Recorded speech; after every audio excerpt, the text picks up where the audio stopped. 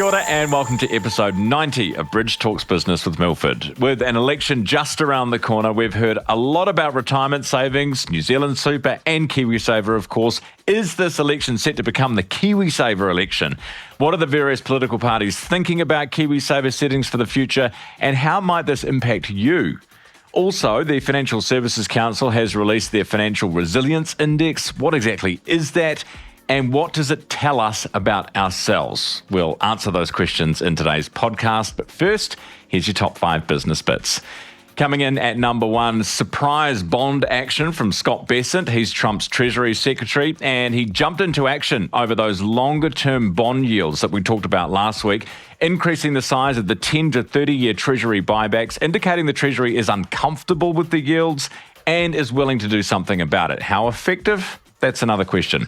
Number 2, global manufacturing data was out. European activity kept up strong momentum seen in Q2. This resilience, despite a range of macroeconomic headwinds, helps explain some of the euro's recent outperformance. The fundamentals. Number 3, there's some slack in the UK labour market, according to the latest data. The unemployment rate held at 4.9%. They were expecting a drop. Wage growth there again softer. Number 4, some softening in the Aussie employment numbers. While overall employment growth was slightly weaker, this was largely driven by part-time employment, which tends to be more volatile than full-time employment. Number 5, this week, the big focus is on Jackson Hole, which is central bankers meeting. It's like the Super Bowl for the central bankers. Markets will be particularly interested in hearing from the Fed Chair Walsh to gain further insight into the Fed's thinking. Right, it is time for our sit-down segment on the podcast, and I'm delighted to have back in the hot seat today Murray Harris, who is General Manager of KiwiSaver and Investment Funds at Milford, talking to us about the pollies, the politics, and what they're promising for KiwiSaver this election. Just a reminder, this segment is informational only and should not be considered financial advice. Murray, welcome back. Thanks for having me again. Great to see you. All right, KiwiSaver, let's talk about it. Let's talk about the political parties.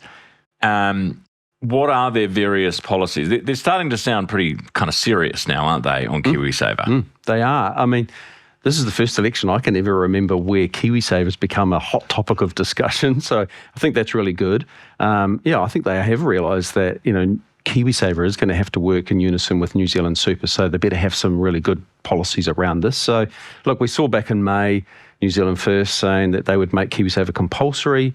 They were going to introduce, or they would introduce a $1,000 kickstart for every child born, and that they would move contributions to 8 plus 8 and then 10 plus 10, which is quite generous, with some tax concessions to offset that, because that's a lot more than any other party is suggesting in contributions.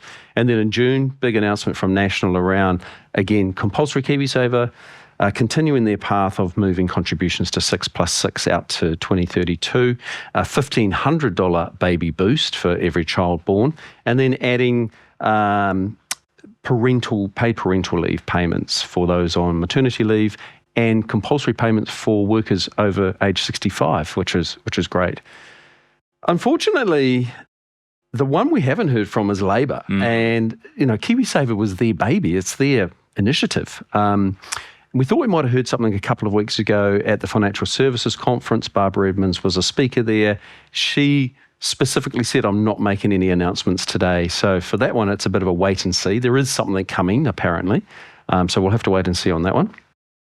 ACT are not generally supporters of KiwiSaver, more from the point of view of they just don't believe people should be forced to have to do things, and they're against increased costs for government or employers. What David Seymour is keen on, though, is diverting some of that KiwiSaver money to Year 11 children to then give them $500 each at the start of the year and let them invest that and learn from doing that. So that's quite a good initiative, but that's more about financial literacy. The Opportunities Party, obviously gaining some good traction in the polls. They're quite similar to National, so compulsory and then moving to 6 plus 6. We haven't heard anything from the Greens or Te Pāti Māori on KiwiSaver policy. So look, it's a real mixed bag, but it's great that it's become such a topic of discussion. And it's meaty. What you're talking about is meaty stuff. We're not tinkering around the edges anymore, are we?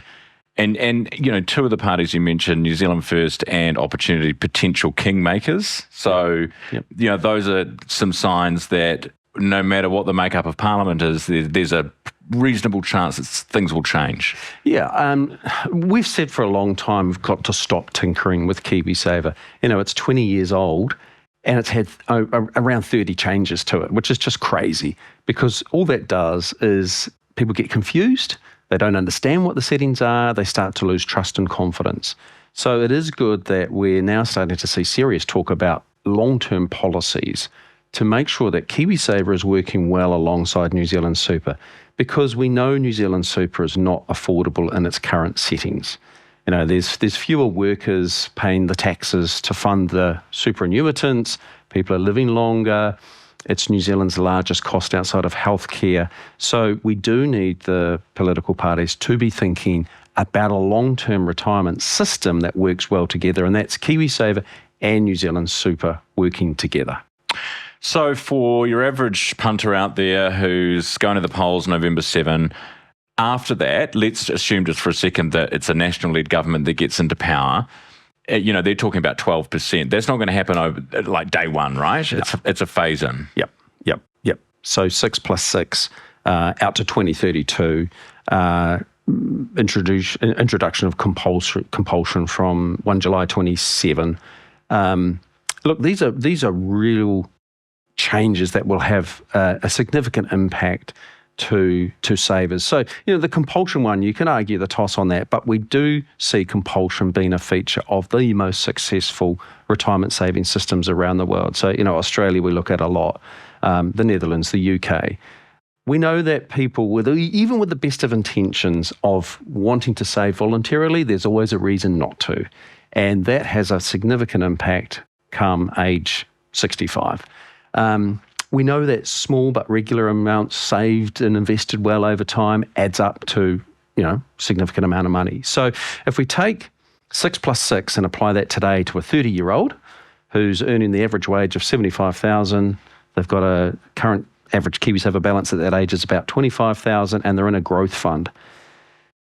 Out to age 65, they'll have $176,000 more saved under the new settings than the current settings today at 3.5. So they end up with $588,000 versus $412,000.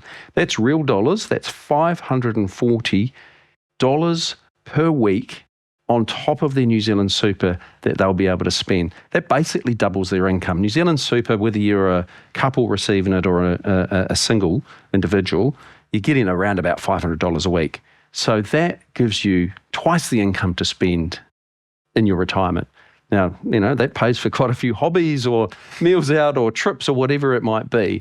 And so these are very, very real and significant changes. And then at the overall system level, and a KiwiSaver is about $140 billion today. Under those settings, it could be $1 trillion by 2040. Really? So now we're starting to get real. I mean, we're still a long way behind Australia at $4.5 trillion. Right? Yeah. But we're starting to play catch up. That's why we need to get serious about it. And that's why these settings are so important to ensure that we've got, again, a really robust retirement savings system, NZ Super, KiwiSaver together. Right, let's talk about the Financial Services Council. You mentioned them. They have a financial resilience index, which they've recently put out. What is it, and what does it tell us? Yeah, this is an annual report commissioned by the Financial Services Council, and it looks at, interviews 2,000 households on how are they feeling about their financial literacy, the financial confidence, their financial resilience and well-being. So it's quite a good lens on the general economy and how households are managing that. This year, mixed bag, but some really positive signs. Positive signs around financial confidence, financial literacy, and retirement preparedness. Where there were continued issues is household affordability. Inflation's still biting. There's still real concerns around cost of living. People tapping into their KiwiSaver, and we're seeing more and more of that to make ends meet. But focusing on the positives, financial confidence. 2/3 of respondents said they felt extremely or very confident in making financial decisions, which is a real improvement. Financial literacy, respondents are reporting a much greater understanding around terms and phrases and investing theory like risk versus reward, diversification, types of investments that you can invest in, where you can put your money, different asset classes. Why do you think that is? Well, I'll come to that because I think that alongside the third point, which is preparedness, 52% of respondents saying they felt at least somewhat better prepared for retirement. And I think it definitely comes back to the fact that we've had 20 years of KiwiSaver, and people have just learned as they've gone. And it's nothing like having skin in the game, bit of money invested to learn about these things and feel a little bit more confident as a result. So I think it's really, really positive. Yeah, I think I talk to a lot of people about this who say, when there's stuff happening in the global markets, and that's often one of the reasons people get in touch with us on the podcast or at Milford, is because things are happening in the world. As you say, if you've got an account that might be impacted by that, then you're interested in what's going on. You've got skin in the game.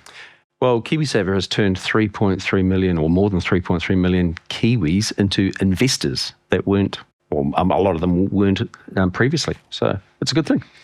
So what role do you think KiwiSaver can play in financial literacy and kind of understanding of financial basics going forward?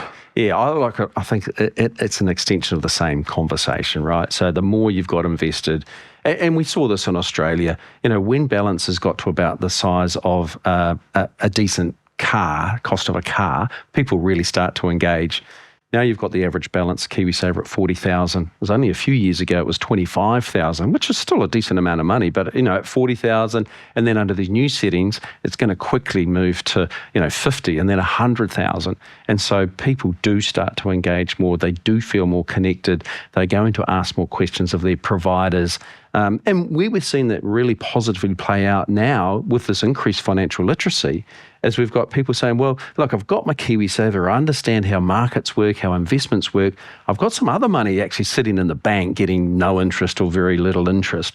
I'm actually going to put that into investments as well, but I'm going to put it alongside my KiwiSaver in an investment fund or a managed fund rather than in my KiwiSaver locked up to age 65. So look, I think that's a real positive development. And, 20 years into KiwiSaver with a long path to go, I think it's only going to get better. But the real positives, I think, the politicians are engaged. They understand the real importance of having a really robust savings and retirement system, and the members are getting engaged and they're learning more from it. So I think, look, it's just plus, ticks all around. Good really stuff. Good. Murray, lovely to have you back on the podcast. Thank you very much for sharing. Thanks. That was Murray Harris, head of KiwiSaver and investment funds at Milford, talking to us about the election, politics, and KiwiSaver. Just a reminder, you can like, follow, and subscribe this podcast wherever you like to listen. We love you doing so. Until next week, don't forget to invest in yourselves.